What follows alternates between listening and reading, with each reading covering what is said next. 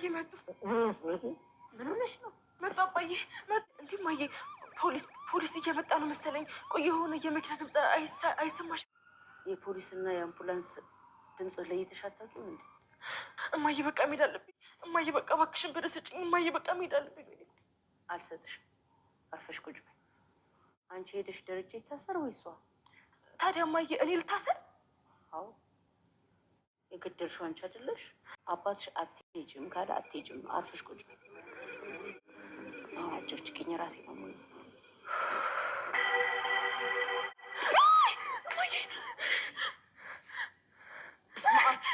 ምንድን ነው የተረገመች? ምን ሆነሻል? እማዬ ልጁ እዛ ጋ ነበር። የምን ልጅ? የሞተው ልጅ እዛ ጋ።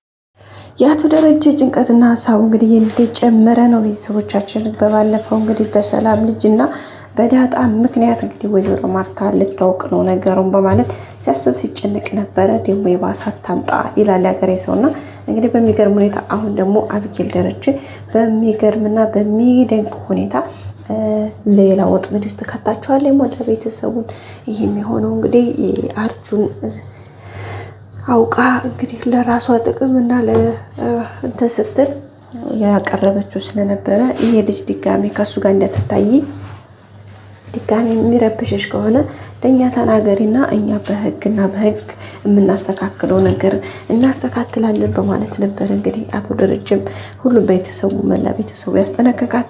ኢቭን ናታን ራሱ ይሄ ልጅ አትቅረቢ የምትይ ከሆነ እንትን በይ አለበለዚያ ሌላ ነገር እንዳታመጭ እያሉ ሁሉም ሰው ይላት ነበረ። ወይዘሮ ማርታም እሷን በምትኖር ይሄ ልጅ እንዳትይ ወንድ ልጅ አይናቅም አይሰደብም፣ ስለዚህ እረፊ፣ አርፈሽ ተቀመጪ፣ ክብርሽን ጠብቂ፣ ያንቺንም ክብርሽን አስጠብቂ እያለቻት ነበረ። አቢጌል ግን እንደምታዋት ምንም አይነት ነገር መስሚያ የላትም እና ያንን በመሆኑ እንግዲህ በመጨረሻም የሚገርመው ነገር በጣም በትልቁ ዋጋ አስከፍሏታል። እሷን ብቻ ሳይሆን ያው እንግዲህ የቤተሰቡ ያለ ቤተሰቡ አይደል እንግዲህ ለሰው ነው የተረፈው።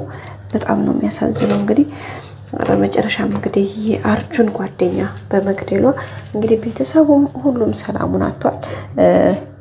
እሷም እንግዲህ ይኸው ቁማ እየቃዠች ነው ሳትተኛ። እንግዲህ በጣም ከባድ ነው። ከዚህ በላይ እንግዲህ አእምሮዋ በቃ ሌላ አብዴት ነው የመጣባት። ሌላ በቃ በሄደችበት ትጮሃለች። በቃ ፊት ለፊቷ ይመጣባታል ይመስላታል። በቃ ብዙ ነገሮች ነው እንትን እያለች ያለችው። በጣም ብዙ እና በጣም ነው እንግዲህ የተጨነቀች ያለችው ማለት ነው።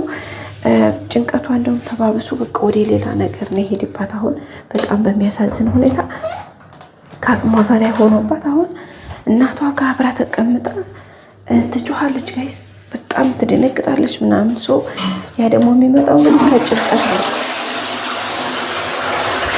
ነገሮችን እሷ በኬርለስ መጀመሪያ በማየቷ አሁን ላይ እንግዲህ አእምሮዋ ላይ በቃ ልጁ ፊቷ ይመጣባታል ታውቃላችሁ። እና አንድ ሰው የሆነ ወንጀልን ሰርቶ ከወንጀሉ ከህግ ወይም ደግሞ ከሰዎች መደበቅ ቢሞክርም ከህሊናው ግን ማምለጥ አይችልም አይደል? እንግዲህ አቢጌልም ጋር እያየን ያለ ነው እሱ ነው። አባቷ እንግዲህ አቶ ደረጀ ልጁን አሳልፎ ላለመስጠት እንግዲህ የሞተው ሰው በግቢው ቀብሯል፣ እንዳያችሁት ማለት ነው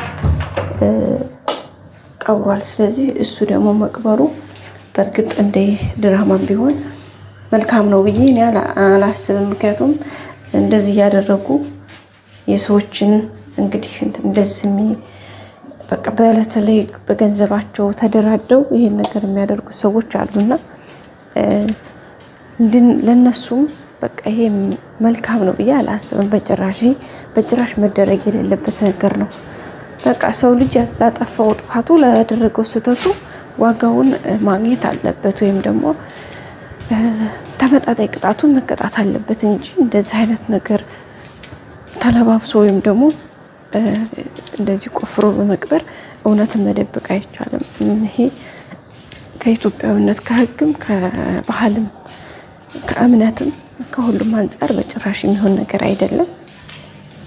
የሰው ልጅ ሰው ገሎ የሰው ልጅ ያክል ነፍስ አጥፍቶ ምናልባትም እንኳ ሰውየው በቃ በበረሃ እርሜ ልኩን ይፍጅ ነው የሚለው መጽሐፍ እንኳ። ስለዚህ የሰው ልጅ ያክል ፍጡር ግቢ ቀብሮ እዛውም ቅሄ ላይ ቀብሮ እንደዚህ አይነት ነገር ጭራሽ ሊሆን አይችልም።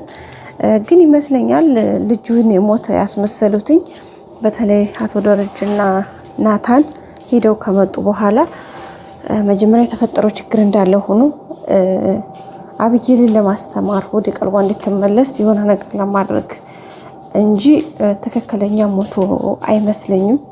ይሄ በእኔ ሀሳብ ነው፣ እንደዛ ብዬ አስባለሁኝ። ገባችሁ አይደለም? ምክንያቱም አብጌል እንደሚታወቀው በጣም አስቸጋሪ ሆናለች። ባህሪዋ ሲነግሯት ሲመክሯት አትሰማም። በመጨረሻ እንግዲህ ይህን የተፈጠረውን ነገር ሰበብ አድርገው ወይም ደግሞ ይዘውት ሄደዋል። እርግጠኝነት ምንም እንደማይሆን ተስፋ አለን፣ ልጁ ማለት ነው። ሰው አሁን ይሄ ነገር የተደረገው ያቀነባበሩት ምናልባት ተመካክረው ነው ብዬ አስባለሁ። እንግዲህ አቶ ደረጀ ከውጭ እንደመጣ የታችሁት ከሆነ ወይዘሮ ማርታን ነይማ ክላስ ብሏት ነበርና ከዛ ናታንን የት ነው እንዴት ሆነ ምናምን ሲሉ አይ ሞቷል፣ አስከሬኑ መኪና ውስጥ ነው ነበር ያለውና ከዛ ያንን ነገር ያቀነባበሩት ራሳቸው ነኝቸው ብዬ ተስፋ አደርጋለሁ። በተለይ ደረጀ ናታንና ወይዘሮ ማርታ ደረጀና ናታን ይሄን ነገር ሐሳቡን ሲያመጡት ከዛ ማርታም ይሄን ነገር ሐሳቡ እንደ ሐሳብ ተቀብለው ነው ብዬ አስባለሁኝ። ምክንያቱም እንደዚህ ከተደረገ ግዴታ ለህግ መሰጠትና በህግ የተሰጣትን ደግሞ ቅጣቷን መቀበል አለባት እንጂ እንደዚህ ተደባብቆ መቅረት የለበትም በጭራሽ ማለት ነው። በፍጹም ይሄ የማይሆን ነገር ነው። ይሄማ በቃ ሌላ ወንጀልና ሌላ እንትን ነው። ስለዚህ ምክንያቱም ድራማውም ሌላ ነገር አያስተምረንም። ይሄ ማስተማር ሳይሆን ሌላ እንዲያውም ሰዎችን ገሎ መቅበር ምንም የሚያስተምር ነገር የለውም።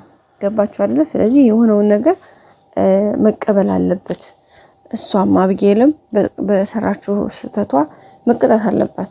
በእርግጥ እኮ ልክ ናት። እሷም ማለት እሷም እኮ በቢቻለው እኮ እሱም አግቷታል እኮ ማለት አንገቷን ይዟታል። ምናልባትም ሴት ናት እች ልጅ ሊደፍራትም ይችላል። አርጁጋ ነው መተው ይሄን ነገር ለዛውም ቤት ድረስ መተው የተደረገው። ግን መቼስ ዝም ብላ ራሷን ሳትከላከል ሳይፈራገጥ የሰው ልጅ አይሞትም አይደል? ልጅስ እንኳን የሰው ልጅ ያክል ፍጡር ቀርቶ ዶሮ እንኳን ሰውን ያክል ግብዳ ፍጥረት ይዟት በቃ የምትችለውን ያክል ትንደፋደፋለች። ሶ በዛ ልክ ነው እሷም እንግዲህ ያደረገችው ልክ ናት። ራሷን ለማለት በቃ ለማምለጥ ራሷን ለማዳን ያደረገችው ጥረት ነው፣ መጥፎ አይደለም። ስለዚህ በዛን መካከል እንግዲህ ልጁ ተጎዳ ማለት ነው።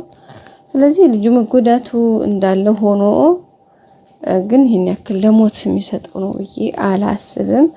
እንግዲህ እንደዛ ላለሁ። እናንተስ ምን ትላላችሁ ቤተሰቦቻችን? እስኪ እናንተም የግል ሀሳብ አስተያየታችሁን አስቀምጡልኝ። ውድ ቤተሰቦቼ ሁሌም ወዳችሁ ፈቅዳችሁ ስለምትከታተሉኝ አመሰግናለሁኝ። መልካም ጊዜ በያላችሁበት። ባይ ባይ። ላይክ አይረሳ። መልካም ጊዜ